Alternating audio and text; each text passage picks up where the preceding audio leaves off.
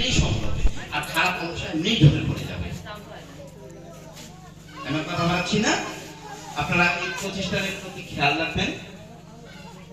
আমার ধারণা যে এই জায়গায় কোয়ালিটি সম্পন্ন শিক্ষকরা আছেন,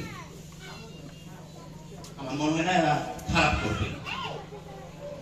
আমি বারবার বলি আপনাদেরকে, আবারও বলছি, আপনি আগে আপনার সন্তানকে সময় দিবেন। আজকে থেকে প্রতিজ্ঞা করবেন, অন্তত আধা ঘন্টা আপনার সন্তানের পাশে বসে থাকবেন, যে বাবা তুমি পড়ো, আমি বসে আছি। আপনি পারেন না, কিছুই পারেন না, আপনার কখনো আপনার জানা নাই, তবুও বলবেন বাবা এই যে স্কুলে তোমাকে পড়াইছে না, আমি বসে আছি, তুমি একটু পড়ো, আমি তোমার পড়াটা শুনবো। আর যারা পড়াইতে পারেন তারা দয়া করে আপনার সন্তানদের পড়াবেন। অন্তত 30 মিনিট শুরু করেন না, আজকে থেকে 30 মিনিট, 30 মিনিট, 40 মিনিট, 50, এইভাবে শুরু করেন। শুরু করলেই দেখবেন যে সবকিছু চেঞ্জ হয়ে যাবে। আপনারও পড়াতে ভালো লাগবে, তখন দেখবেন যে পাশের বাড়ি ভাবির সঙ্গে আর গল্প করতে আপনার ভালো লাগবে না। ভালো থাকবেন, আমার কথায় বিরক্ত হয়ে থাকলে ক্ষমা করে দেবেন।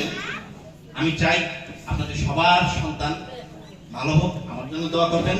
আমার দুজন ছেলে সন্তান আছে, তাদের জন্য দোয়া করবেন, ওরা যেন মানুষের মতো মানুষ হতে পারে। আমি প্রাণ থেকে আপনার জন্য দোয়া করছি, আপনার প্রাণ থেকে আপনার জন্য দোয়া করবেন।